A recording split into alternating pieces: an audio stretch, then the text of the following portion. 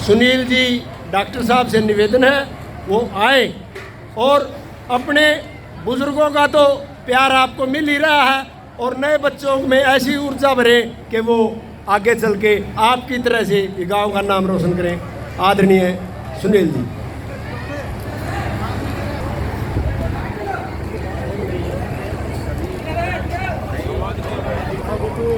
नज़दीक बहुत बहुत धन्यवाद देता हूँ कि आप इतना अच्छा अरेंजमेंट और बहुत ही सारे दिलों के जो आप लोगों का भाव देखा तो उससे बड़ी उत्साहित होते हैं कि भाई कोई भी काम हो तो ज़रूर बताना कि हम हर हालत में उसकी मदद करें। नंबर 1 और हर भाई कोई न कोई छोटा मोटा काम जब भी कभी मौका मिले तो ज़रूर दया भावना का कोई काम ज़रूर करना चाहिए, क्योंकि दया भावना सिर्फ धर्म करने से ही आती है, बाकी नहीं आएगी। अगर दया शुरू होगी तो धर्म अपने आप हो जाएगा और धर्म हो जाए तो लक्ष्मी अपने आप घर आएगी। वेरी तो लक्ष्मी दो टाइप की होती है, एक उल्लू पे बैठ के चलती है और एक कमल के फूल पे बैठती है। तो कमल के फूल की जो लक्ष्मी होती है वो दिन में चलती है और जो उल्लू की लक्ष्मी रात को चलती है। तो जो उल्लू की कमाई खाता है वो रात को लेके उड़ जाता है और उल्लू की सवारी है लक्ष्मी। तो जो लक्ष्मी दारू दपड़ पिला है और जो अच्छे कामों में लगाए वो कमल की। तो इसी प्रकार दो ही लक्ष्मी लड़की और बहू की है। लड़की भी लक्ष्मी है, बहू भी लक्ष्मी। जब ये लड़की घर में रहती है तो ये जमा पूंजी है और जब ये शादी हो जाती है तो खर्च पूंजी है। तो जब ये शादी होके जाए तो वहाँ पे ही खर्चा करे तो बहू है और खर्चा नहीं करती तो बेटी है। तो उसका भाव नहीं बदलता। इसलिए कभी भी बेटी वही कहता है जो बचाता है पैसे और बहू वो कहता है जो पैसा खर्चता है। तो जो खर्चने वाला है वो आगे बढ़ता है, रखवाली वाला सिर्फ चौकीदार होता है, वो चौकीदारा करके निकल जाता है। जिसने पैसे को बढ़ाना है वो हर आदमी अपने कम से कम 1 रुपया से 10 रुपया तक कहीं न कहीं अच्छे जगह लगाए, बो जाए, उसके काम नहीं आया तो उसके बच्चे का।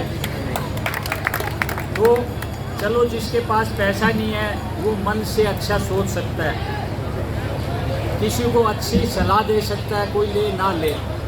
लेकिन काल की दुनिया के अंदर कोई भी चीज़ किसी को समझा नहीं सकते, क्योंकि समझाने के लिए एक पर्दा लगा हुआ है।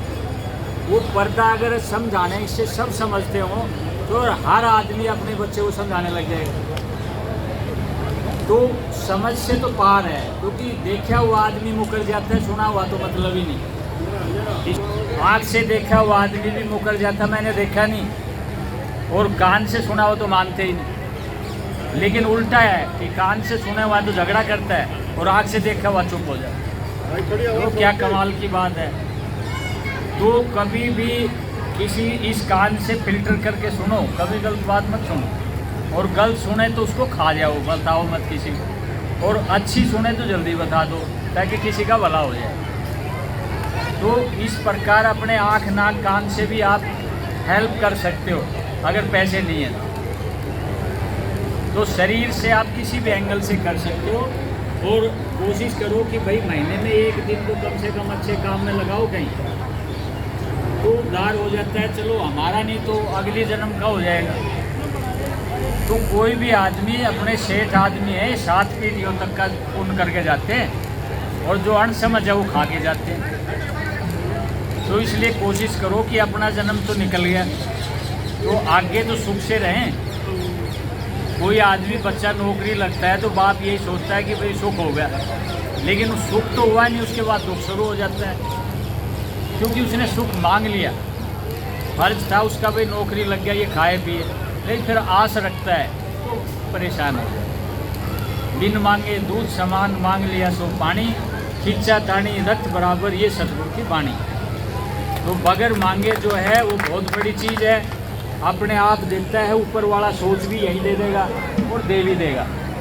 मांगने से 70 बार सोचता आदमी, समय निकल जाता है। इसलिए विचार अपने आप बनता है, कोई वो अपने आप दिमाग में आ जाता है, उसके बाद दूसरा आदमी रहता है वो बन जाता है। ऐसी कोई चीज़ नहीं है जो आप कुछ नहीं कर सकते, आप सब कुछ कर सकते हैं। तो इसलिए सुबह उठ के यही सोचा करो कि भाई हम सब कुछ कर सकते हैं, कभी डाउन फील नहीं करना।